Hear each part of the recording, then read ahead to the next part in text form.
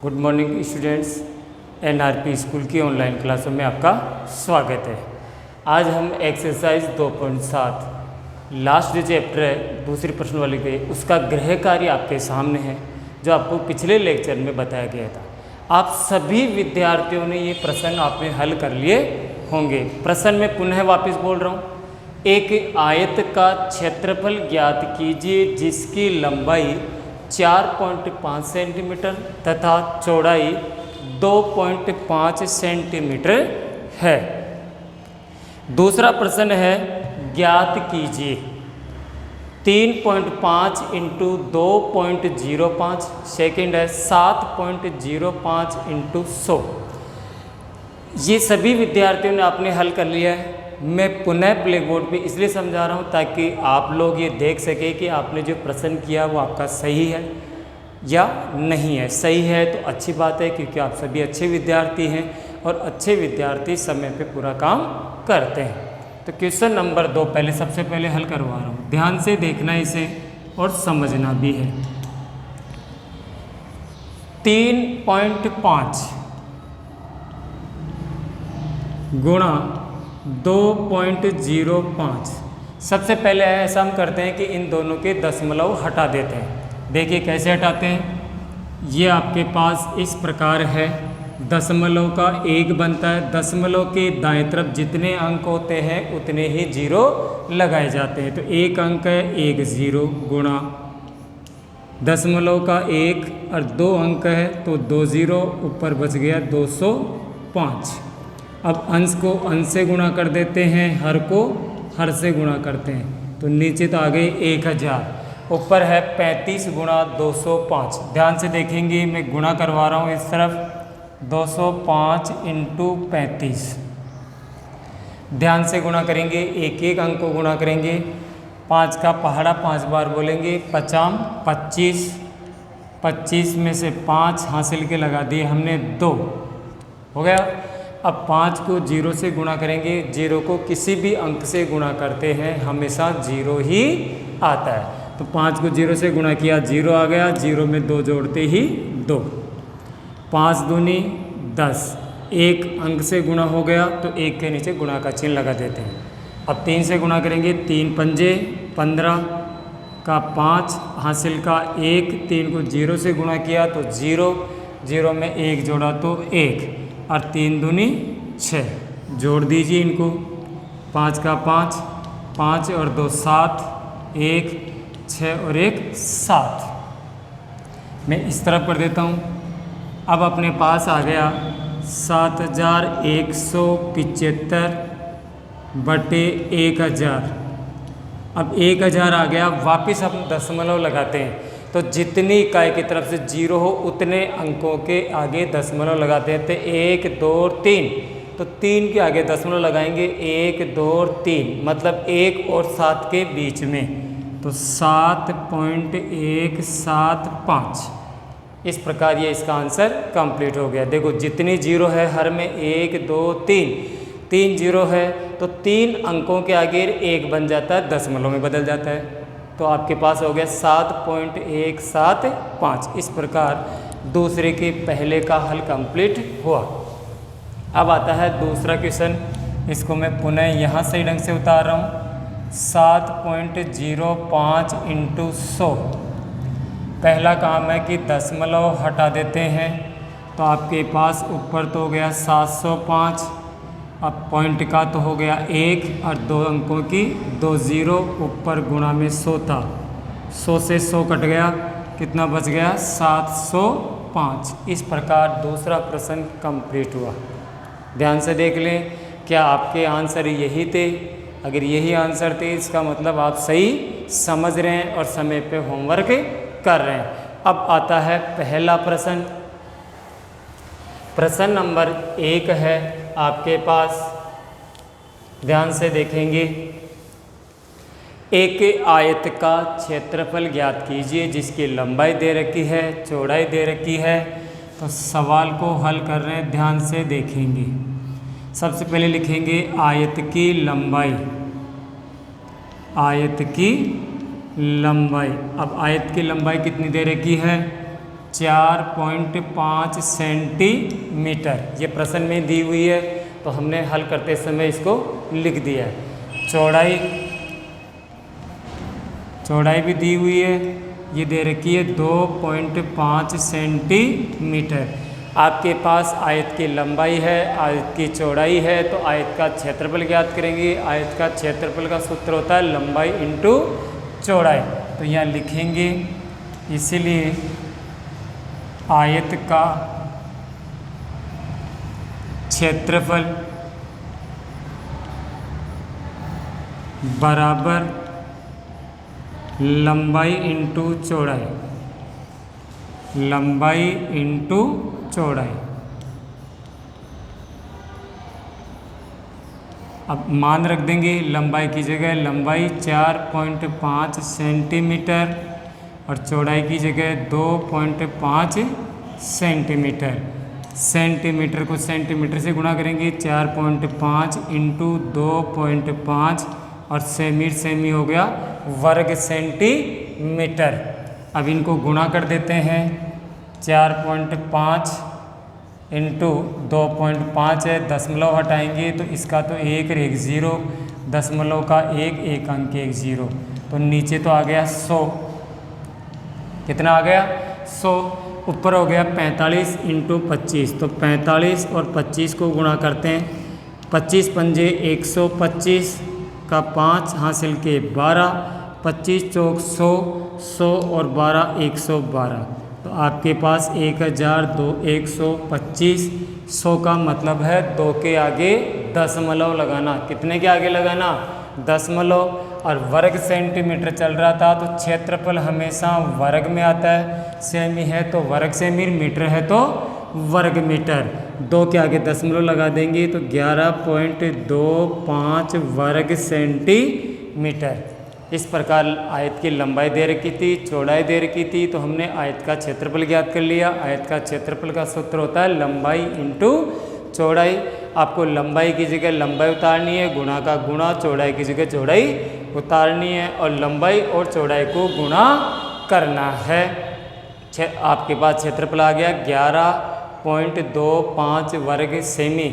Last में लिखेंगे अतः आयत का क्षेत्रफल, अतः आयत का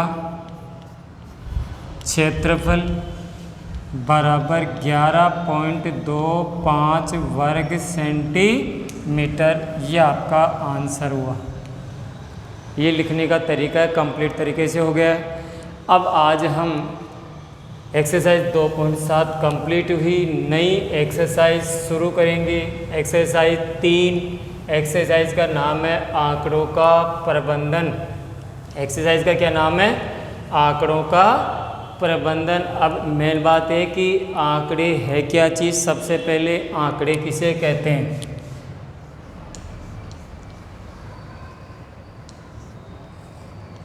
आंकड़े, ये समझ में आना चाहिए। आंकड़ों की मैं परिभाषा लिख देता हूँ। एक निश्चित उद्देश्य से, एक निश्चित उद्देश्य से एकत्रित किए गए तथ्यों, एकत्रित किए गए तथ्यों या अंकों को आंकड़े कहते हैं। आंकड़े कहते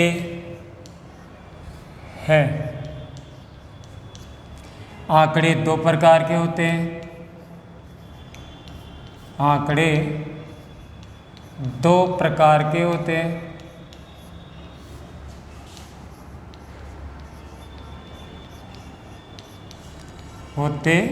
हैं। पहला प्राथमिक आंकड़े, प्राथमिक आंकड़े,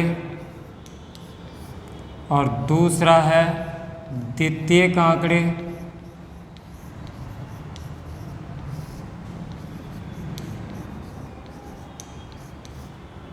अब ध्यान से समझिए, आंकड़े एक निश्चित उद्देश्य से, बिना उद्देश्य से कोई भी कार्य नहीं किया जाता। तो उद्देश्य क्या है?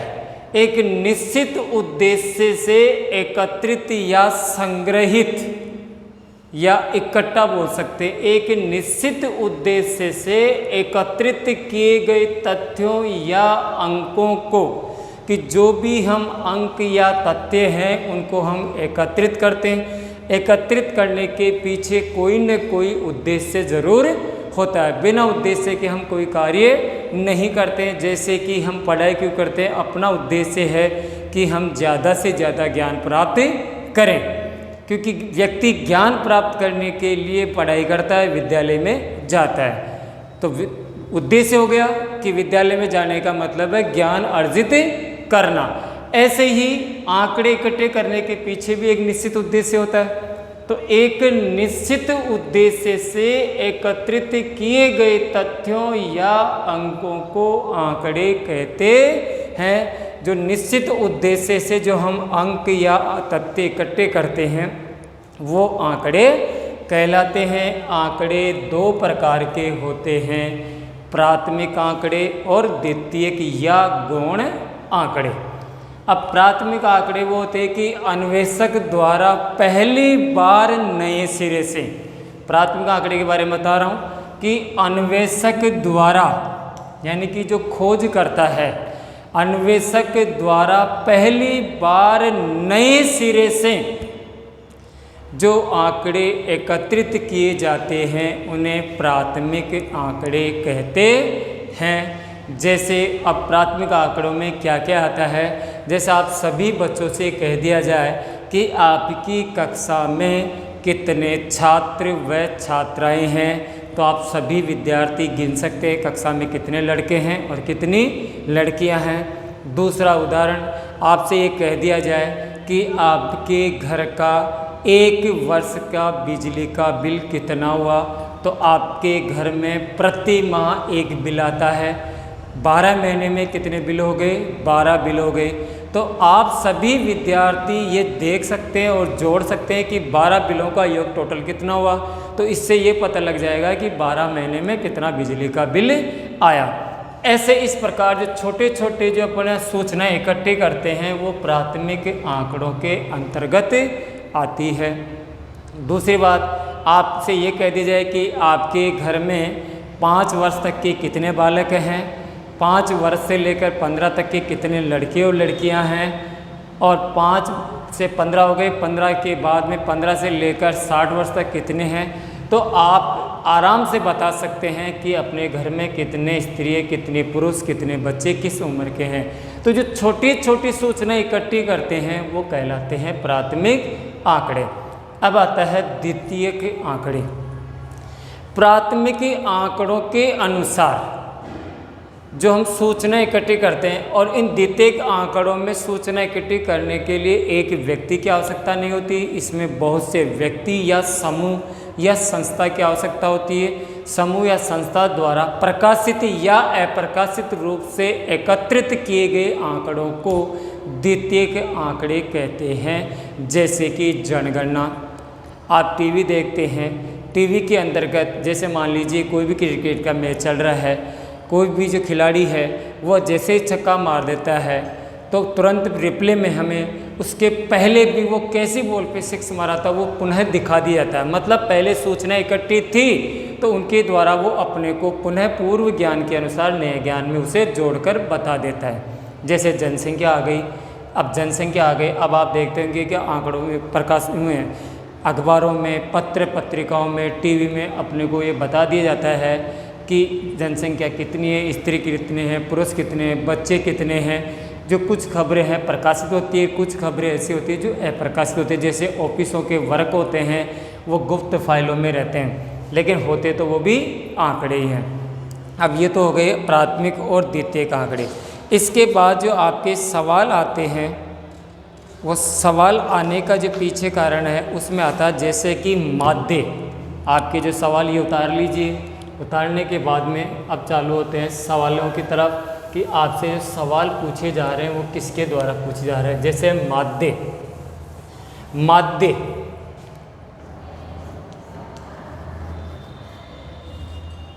माध्य को हम औसत भी कहते हैं, एवरेज, दोनों एक ही वर्ड हैं। दी गई संख्याओं का योग कर जितनी भी संख्याएं अपने को दी जाती है उन सब का योग करते हैं और उन संख्याओं की गिनती की जाती है कि संख्याएं कितनी है, उनका भाग लगा देते हैं, वो कहलाता है औसत या माध्य। इसका सूत्र होता है प्रेक्षणों का योग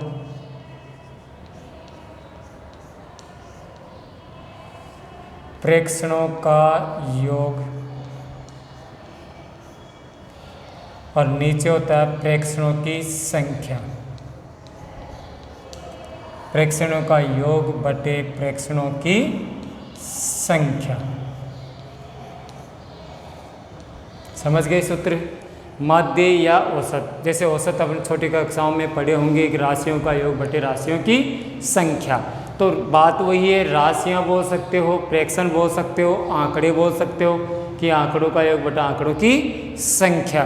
अब जैसे इसमें प्रश्न दे दिया जाए कि आशीष 3 क्रमागत दिनों में क्रम से 4 घंटे। अब ध्यान से ये प्रश्न हो गया, सूत्र कंप्लीट है। अब प्रश्न उदाहरण नंबर 1 दे रहा हूँ, एक्सरसाइज 3.1 शुरू करेंगे।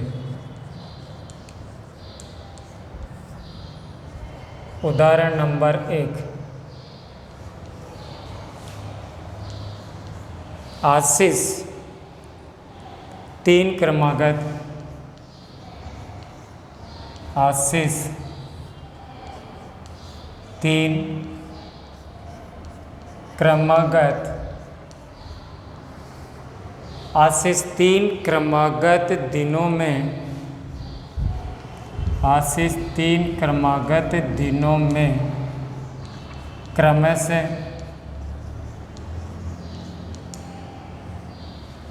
से 4 घंटे,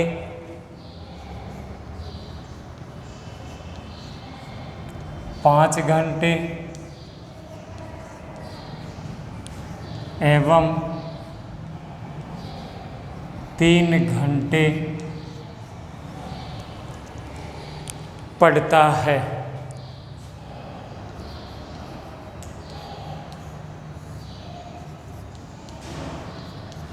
ये दे दिया आशीष का कि आशीष 3 क्रमागत लगातार 3 दिन, बीच में गैप नहीं है, तो आशीष लगातार 3 जो दिन है, पहले दिन 4 घंटे पढ़ता है, दूसरे दिन 5 घंटे पढ़ता है, तीसरे दिन 3 घंटे पढ़ता है। उसके प्रतिदिन पढ़ने का औसत समय क्या है? उसका, किसका? आशीष का। तो उसके प्रतिदिन मतलब रोजाना एवरेज, उसके प्रतिदिन पढ़ने का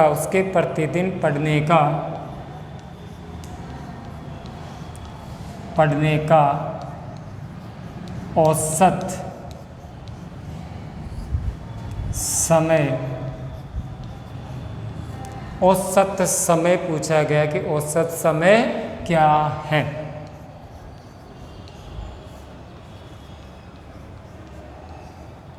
प्रतिदिन, तो औसत पूछा है तो हम सूत्र लगा देंगे औसत, और औसत का सूत्र है राशियों का योग बटे राशियों की संख्या या प्रेक्षणों का योग बटे प्रेक्षणों की संख्या।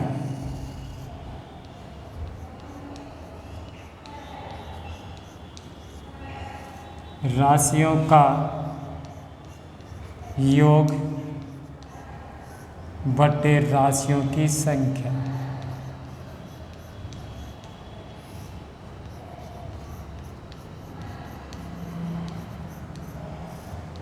अब राशियां क्या क्या थी उनको हम जोड़ लेते हैं। फर्स्ट दिन तो थे 4, दूसरे दिन 5, तीसरे दिन 3, और गिन लीजिए 1 2 3, जोड़ लेते हैं। 4 5 9 और 3 12 बट्टे 3, 3 चौक 12 मतलब 4 घंटे। तो आशीष प्रतिदिन कितने घंटे पढ़ाई करता है? 4 घंटे, तो हम लिखेंगे अतः आशीष प्रतिदिन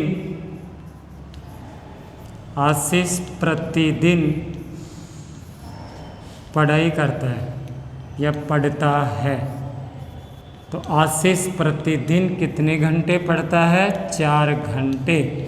इसको कहते हैं एवरेज, किसी दिन ज़्यादा किसी दिन कम, लेकिन हम औसत निकाल लेते हैं।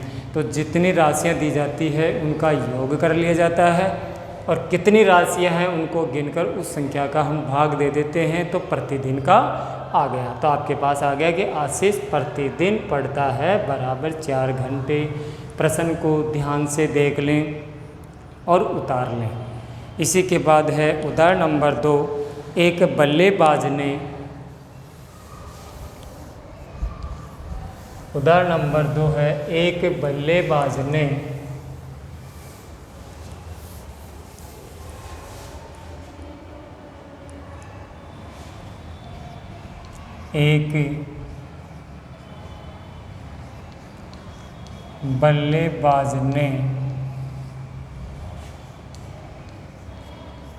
छह पारियों में, एक बल्लेबाज ने 6 पारियों में निम्नलिखित 6 पारियों में निम्नलिखित,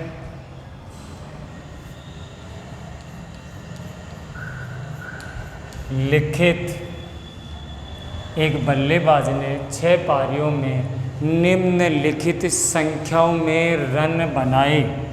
निम्नलिखित संख्याओं में रन बनाए। अब जो संख्याएं थी वो आपके सामने अब लिखी जा रही है। तो संख्या है 36, 35, 36, 35, 50, 46, 50, 46, 60 और 55।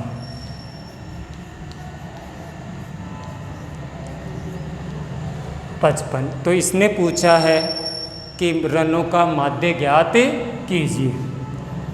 रनों का माध्य ज्ञात कीजिए। माध्य ज्ञात कीजिए।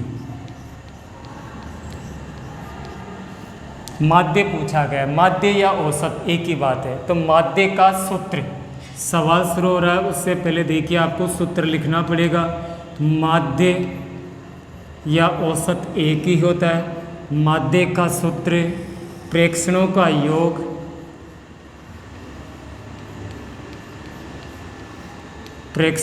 योग बटे प्रेक्षणों की संख्या।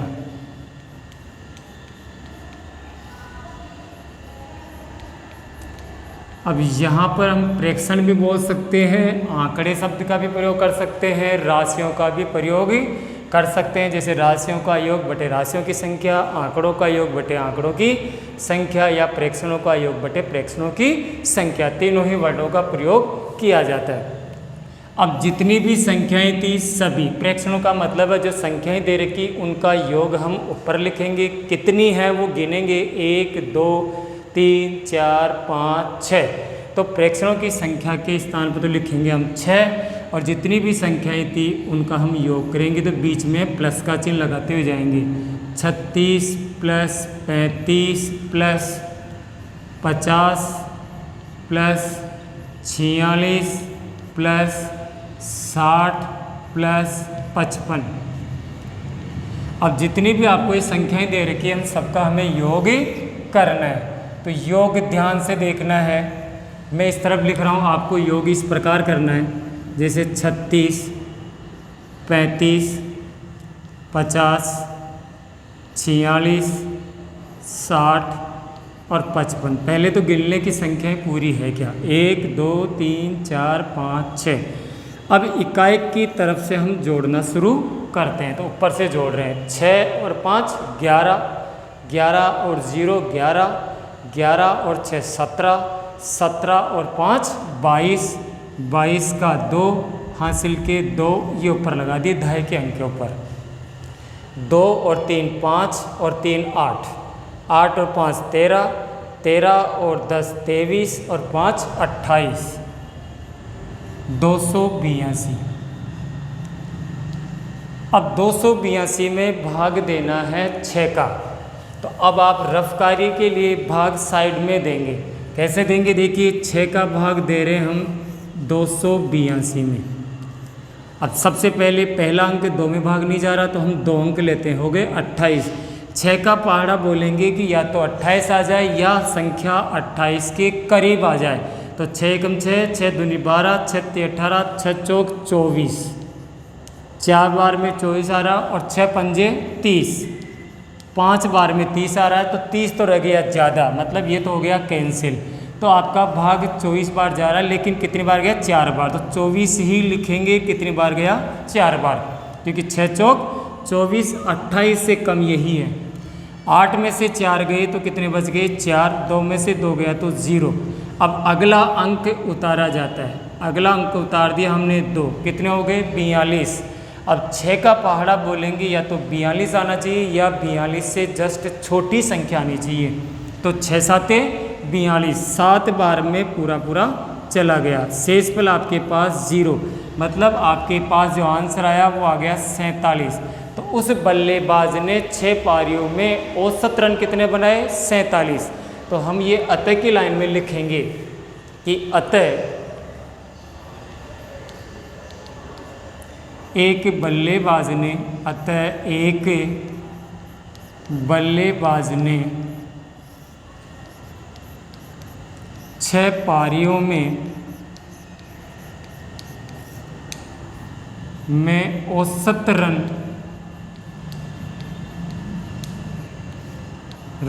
बनाए। औसत रन कितने बनाए? 47। तो 47 रन। इस प्रकार आपका प्रश्न कंप्लीट हुआ। जैसे प्रश्न को ध्यान से देखेंगे कि मान लीजिए आपको जितनी संख्या दे रखी है, नीचे महत्वपूर्ण बात यह कि आपसे पूछा क्या जा रहा है? माध्य। माध्य या औसत दोनों का अर्थ एक ही होता है। तो माध्य का मतलब हो गया प्रेक्षणों का योग बटे प्रेक्षणों की संख्या। जितनी भी संख्याएं दे रखी है उन सबको हम ऊपर लिखेंगे अंश के स्थान पर, और कितनी संख्याएं हैं वो हर के स्थान पर लिखेंगे। संख्याओं का योग कर देंगे और उसमें जो संख्या है उसका भाग लगा देंगे। जो आंसर आता है वही माध्य या औसत होता है। टाइम। तो ये प्रश्न कंप्लीट हो गया। अब मैं आपको दे रहा हूँ घर से एक प्रश्न गृह कार्य के लिए। तो गृह कार्य सभी विद्यार्थी नोट करें। गृह कार्य को सही तरीके से करेंगे। यह नहीं है कि आपने पढ़ लिया, सुन लिया और देख लिया, नहीं। सबसे पहले गृह कार्य को ध्यानपूर्वक समझें, रफ कॉपी में हल करें, फिर उसके बाद HW में हल करेंगे। और जो भी आपको ब्लैक बोर्ड पे अब तक इस लेक्चर में पढ़ाया गया है वो भी आपको HW में हल करना है। तो गृह कार्य में है पहला प्रश्न, एक स्कूल के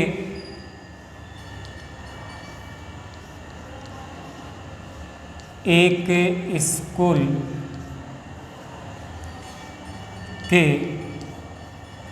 स्कूल के 10 अध्यापकों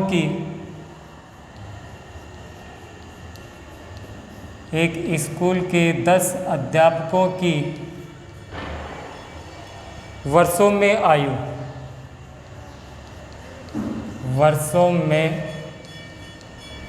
आयु निम्नानुसार है। मतलब इस प्रकार है। संख्याएं मैं अब लिख रहा हूँ आपके सामने, 32 41, 32 41, 28 54 35, 54 35, 26 23 33, 23 33, 38 और 40। आपको इनका क्या करना है? इन अध्यापकों का एक तो आपको माध्य ज्ञात करना है। फर्स्ट पर्सन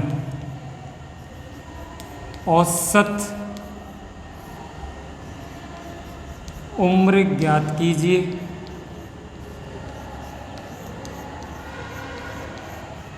एक तो ये करना है। दूसरा प्रश्न, परिसर ज्ञात कीजिए।